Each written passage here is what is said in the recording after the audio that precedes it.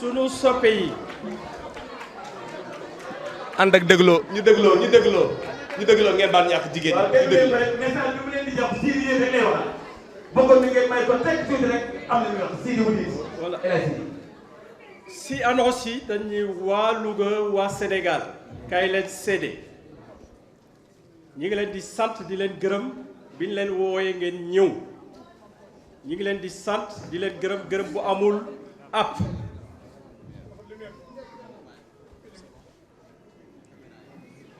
dina prononcer benn discours bëgg naa li may wax ñépp déggu ko waxuma ci salle bi rekk lu weesu salle bi dugg Louga dem Sénégal moo tax dinaa ko waxe ci anamu nasaraan dinaa ko waxe ci anamu olof bu soobee yàlla. Chers concitoyens, sunu soppe yi,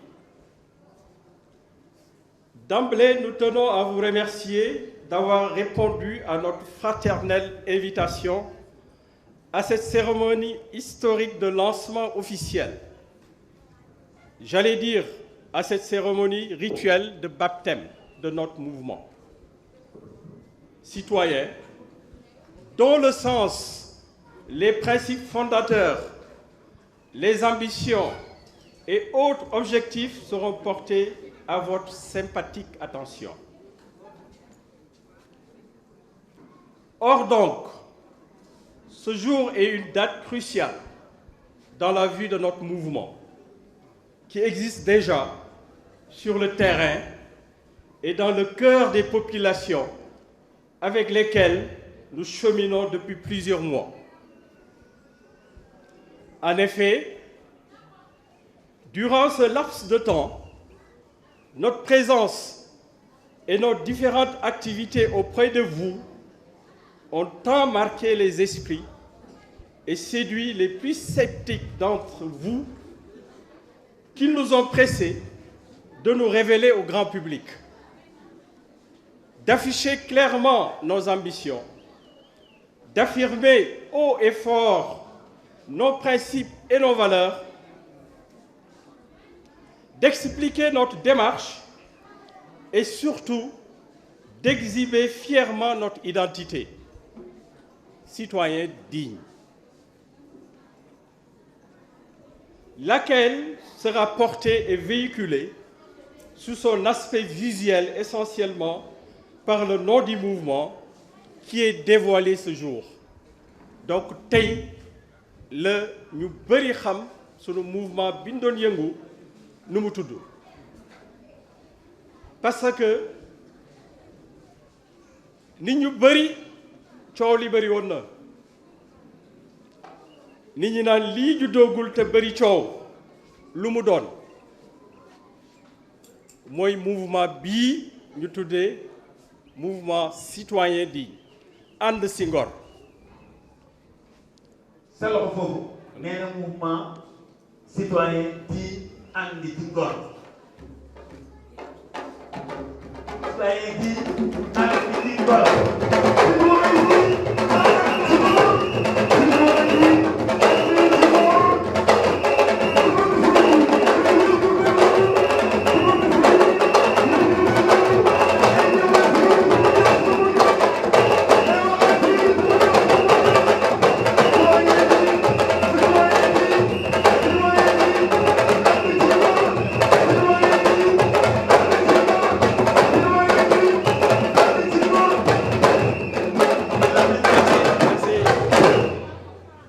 Merci.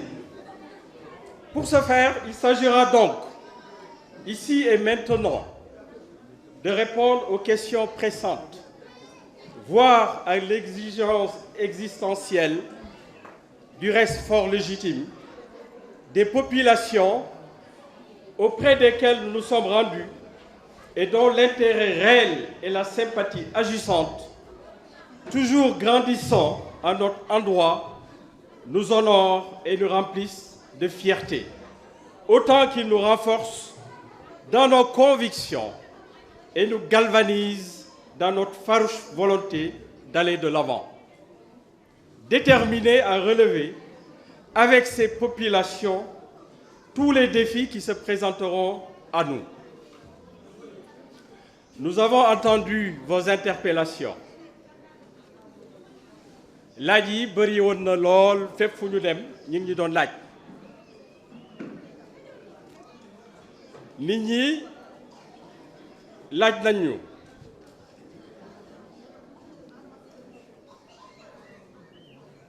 pourquoi et pour qui vous mobilisez?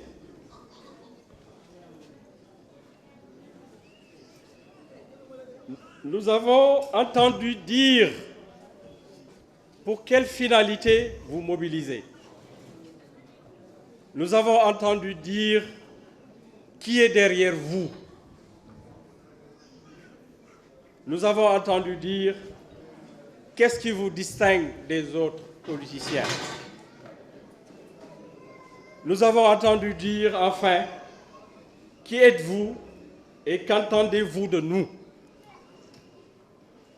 Telles sont grosso modo et en vrac les interrogations que nous avons entendues et auxquelles nous répondrons point par point, afin que nul n'en ignore et par égard à nos interlocuteurs, dont la plupart, sinon tous, sont dans cette salle, qui nous ont interpellés en wolof. Nous respecterons le parallélisme des formes en leur répondant dans la même langue. nit ñi laaj nañu ku tax ak lu tax ñuy yëngu ku ñuy jàppale nit ñi laaj nañu loolu ku tax ak lu tax ñuy yëngu ak kan moo ñuy jàppale.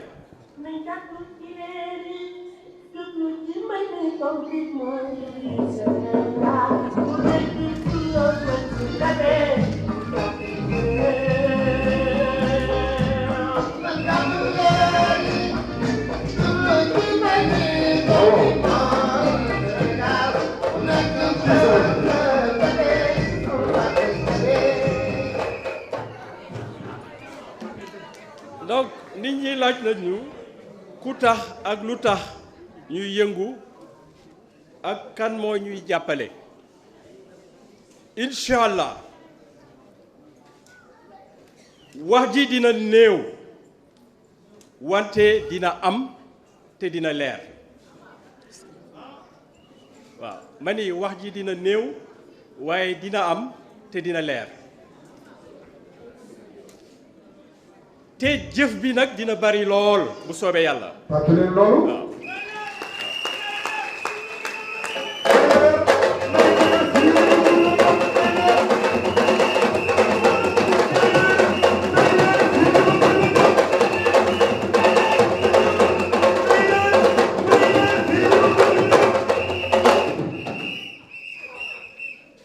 li ma leen mën a wax mooy kenn yónniwuñu ak koo leen mën a xalaat kenn yónniwuñu kenn taxuñoo jóg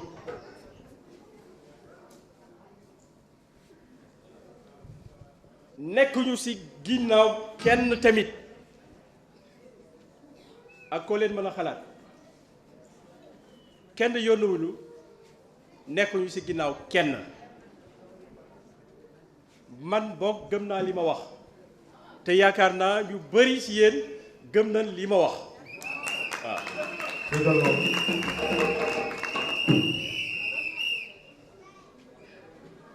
li nga xam ni yàlla képp moo koy joxe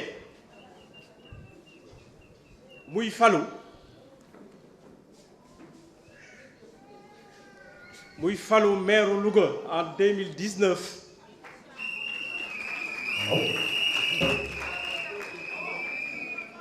ak président de la République du Sénégal en 2024.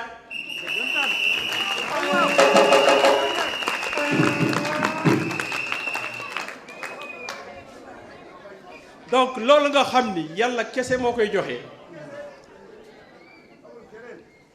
daañu ko wut ci anam bu sell te yiw daanu ko wut ci anam bu sell te yiw waaw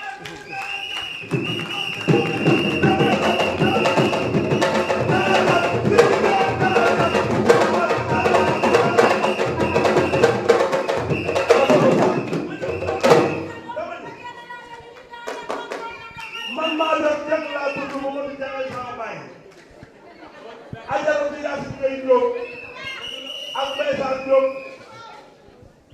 ñoo ko jëndaloon ay sabar 50 laa juddu 50 la bàyyi tëgg fii ci Njóobeen bis bi ma juddoo la teg ay sabar ñu tëggatuma kenn dootuma boole Alaaji Màgga Jël may gàddu ñu tëgg ci ginnaaw bokk moom lay ak bàyyi ñooñu dañoo gore woon loolu moom daal ma ñëw na toog ci Alaaji Jaay Jóob nii mu boole baa ngi baax ñëpp te Mansour Bouna ba ci Daru Jaay ba léegi ma tukki def fukki at ak juróom-ñett Espagne dellu si formaat sama gone yor sama njaboot Cheikh Fall nekk ci sama doom yor dëkk bi ci bëggal leen dinaa ko gàttal waaye dama ni boo gisee ma ni dalal jàmm mosu doon àndal kenn ku des ginnaaw maa ngi sama gone bu baax bi muy bàcc sàmm li si des dama koy àggale njëkk ak yow.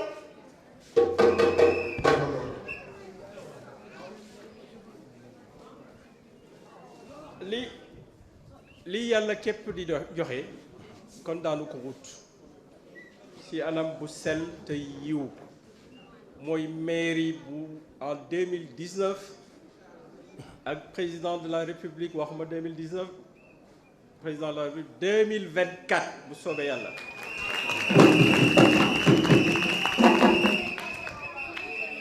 lu tax ñu koy wut ci anam bu sell te yiw parce que danoo bëgg suñ ko wutee ba am ko yàlla jàppale ñu ci parce que ku yàlla jàppalewul di nga lor say askan te wutin bi su ñaawee yiwul yàlla du ci jàpp loolu moo tax dañ koy séddaloo ñépp fii li ñuy wut anam bu yiw te sell dañ koy wutee suñu ko ndamee amee ci beneen anam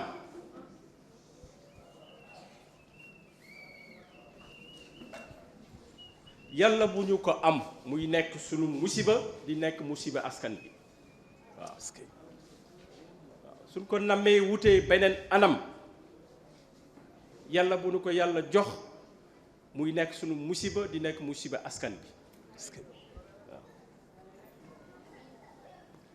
laaj nañu tamit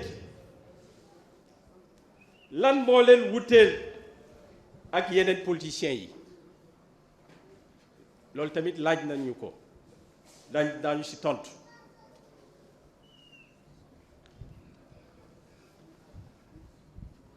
wut nguur rekk taxu ñoo jóg waaw wut nguur kese taxu ñoo jóg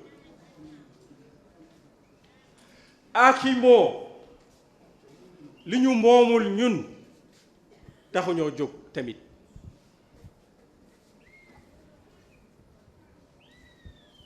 yàlla nañu yàlla musal ci loolu waaw wut nguur kese woo nit ñi pour nax leen pour am nguur walla woo nit ñi pour nax leen ñu fal la nga jël li ñu moom jël ko def ko sa yëf yàlla na ci yàlla musal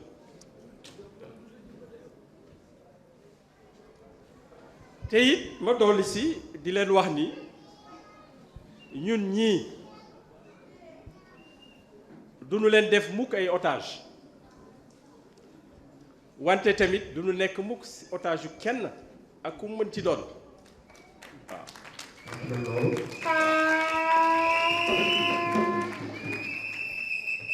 duñu leen def mukk suñuy otage pour nax leen pour moom leen duñu ko def wante tamit xam leen ni kenn duñu def otage bu soobee yàlla. En effet, notre mouvement a été conçu et créé par des citoyens à part entière, conscients de leurs droits et devoirs civiques et déterminés à apporter leur contribution à l'édification d'une société juste, unie, prospère et solidaire, parce que bâtie sur le socle de nos valeurs morales, culturelles, éthiques, voire religieuses, et nourrie à la sève de notre humanisme ancestral, que résume à merveille l'adage wolof nit nitay garabam waaw ñun loolu lañ gëm nit mooy garabam te loolu lañuy doxal bu soobee yàlla Notre démarche apparaît ainsi comme une réaction, voire une révolte farouche face à ce diagnostic généralement partagé d'un Sénégal en déliquescence morale avancée, où tous les verrous moraux, jom, kersa, muñ, colère, mbokk, ngor, ont sauté, favorisant, hélas, dans les espaces publics et familiaux, la promotion d'anti-modèles jouissifs, égoïstes, corrompus et dont le comportement arrogant n'a d'égal que leur opportunisme malsain. C'est pourquoi nous, quand je dis nous, c'est vous et moi, nous, jaloux de notre liberté et de notre dignité, nous, loin des égoïsmes de tout genre, des positions partisanes et des œillères idéologiques, nous, vous et moi, conscients des limites évidentes des partis politiques qui faillissent de plus en plus, dont pourtant c'est la mission naturelle de conduire les affaires de la cité pour le bonheur des populations, nous, vous et moi, indignés au plus profond de nous-mêmes, nous avons décidé de prendre nos responsabilités, de nous engager et de contribuer à promouvoir une vraie démocratie participative, citoyenne et résolument tournée vers la satisfaction des aspirations des populations. Sur la base d'un argumentaire républicain, nous entendons rassembler, écouter, convaincre, mobiliser et responsabiliser les ressources humaines disponibles, libérer les énergies, favoriser les initiatives heureuses, explorer et valoriser les talents, les drainer vers des énergies complémentaires et fécondes où chacun se trouve acteur, comptable et bénéficiaire du résultat final. Voilà notre méthode. Loin de toute contrainte subjective, bannissant toute frustration inhibitrice et à la recherche permanente de consensus massif et productif. D'où notre devise, chacun pour tous et tous pour chacun.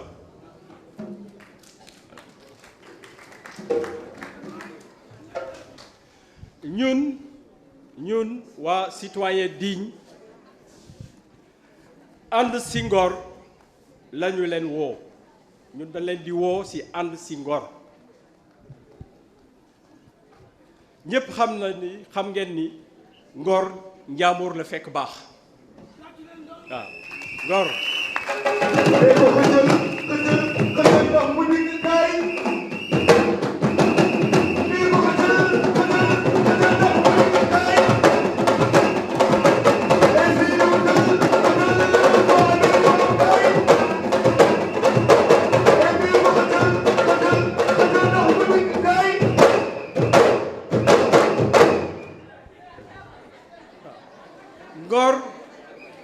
ngor njaamur la fekk baax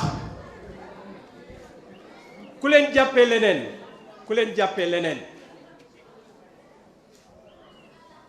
mi ngi ci erreur pour rafetal ku leen jàppee leneen mi ngi ci erreur yërëm leen ko ñaanal leen ko balaa muy sànku waaw ku leen jàppee leneen mi ngi ci erreur yërëm leen ko ñaanal leen ko bala muy sànku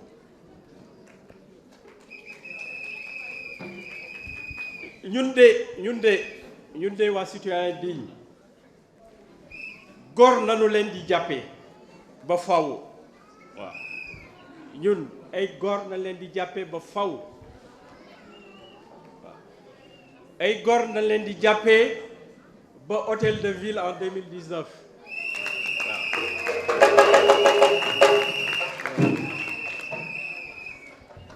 góor na leen di jàppee ba palais de la République en 2024 waaw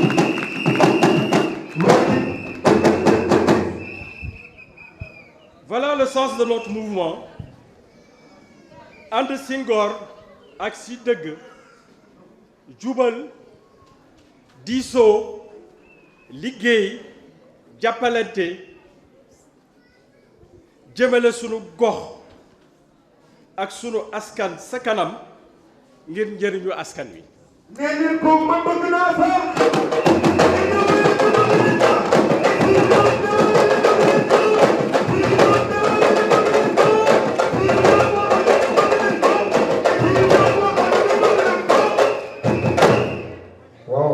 Les résultats encourageants que nous avons obtenus jusqu'ici prouvent à suffisance la justesse de nos principes, l'efficacité de notre approche et l'adhésion des populations.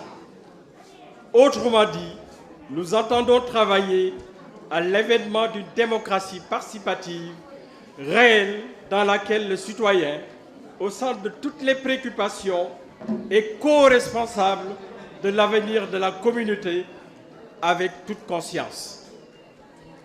Là est notre vision que nous entendons réaliser avec le concours de tous nos concitoyens, hommes, femmes, jeunes et moins jeunes, qui partagent les mêmes convictions que nous.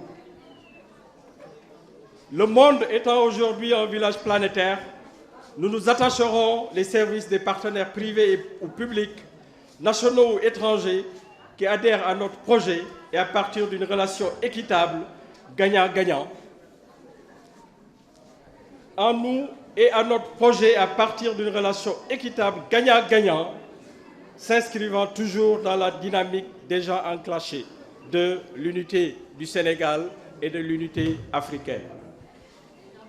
Mesdames, Messieurs, vous aurez remarqué que notre mouvement est un groupement de citoyens engagés et déterminés à apporter leur contribution à la construction du Sénégal ou d'un Sénégal vertueux, prospère, uni et solidaire, où chacun aura la conscience et l'obligation morale et légale d'être un citoyen digne de nos valeureux ancêtres, notamment de nos héros et héroïnes, El Hadji Omar Tall, Khadimou Rassoul, El Hadji Malick Sy, Cheikh Ahmed Kabir Mbaye, El Hadji Abbas Sall, El Hadji Malick Sall, et également de nos héroïnes comme Yacine Boubou et Aline Sitoé Diatta.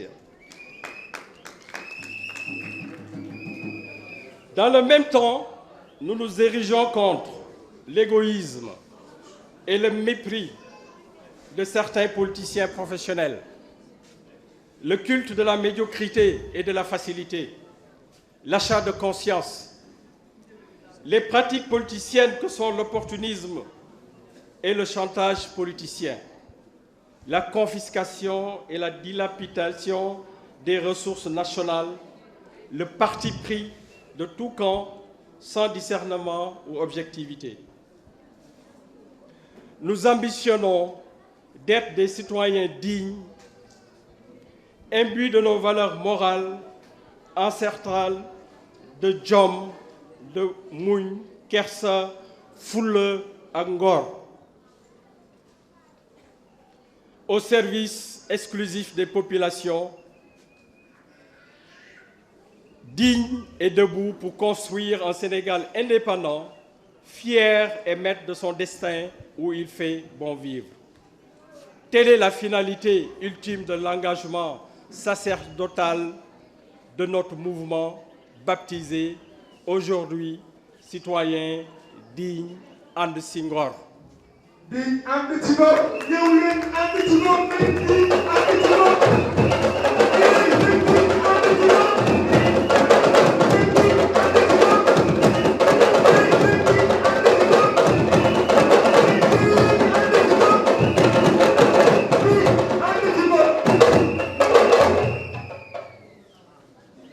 Citoyens dignes et debout à vos côtés pour la paix, le bonheur et la prospérité de Louga, ou la prospérité à Louga, dans le Niamour historique et dans le Sénégal tout entier. Vive les citoyens dignes. Vive Louga. Vive le Sénégal. Qu'Allah nous bénisse tous. Qu'Allah bénisse le Sénégal. Andi Senghor pour un Sénégal prospère ou pour un Louga prospère dans un Sénégal prospère.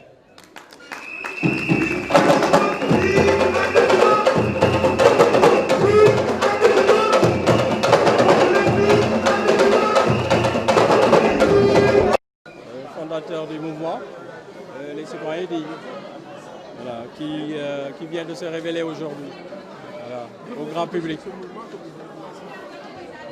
J'ai pas bien entendu. Oui, c'est un mouvement citoyen, comme il a été dit. C'est un mouvement citoyen qui a comme credo promouvoir au Sénégal une politique autrement, c'est-à-dire une politique digne et noble, une politique citoyenne, être au service des populations. C'est ça notre conviction et c'est pour ça qu'on s'est engagé.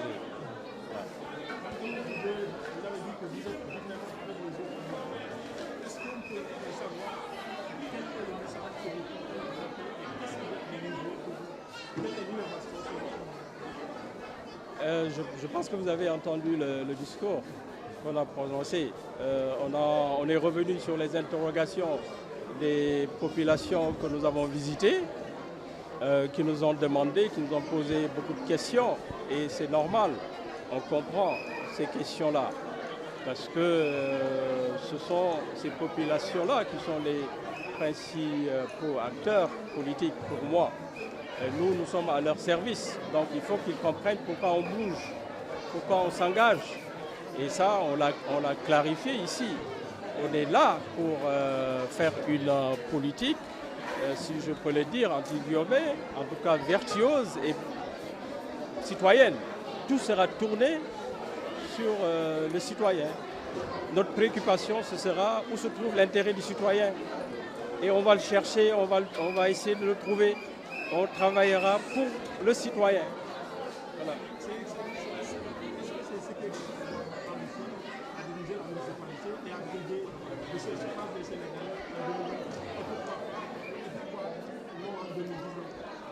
Oui, vous me permettrez peut-être de ne pas trop m'avancer sur l'élection présidentielle parce qu'il reste quand même plusieurs années et il y a une élection qui se profile. On n'a pas parlé de cette élection-là. On n'a pas parlé de la présidentielle 2019. Voilà, donc vous me permettrez de ne pas en parler maintenant. Par contre, je peux parler de la ville de Louga qui m'intéresse. Voilà. Et ça, on a parlé de la mairie de Louga pour servir les populations. Qui est le meilleur serviteur des populations selon vous? Non, vous devez le savoir aussi. Qui est le meilleur serviteur des populations? Si ce n'est que le maire de la ville. Et on ambitionne d'être le meilleur serviteur des populations lougatoises. Voilà.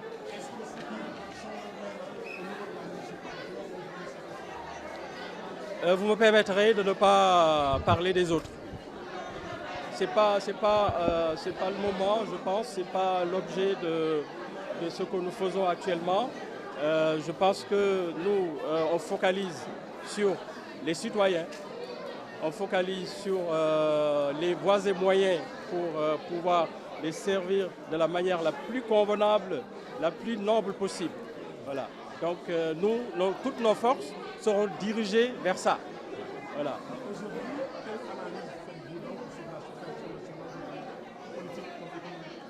Oui, je pense que peut-être on aura d'autres séances d'échange sur ces aspects-là. J'en parlerai au moment venu.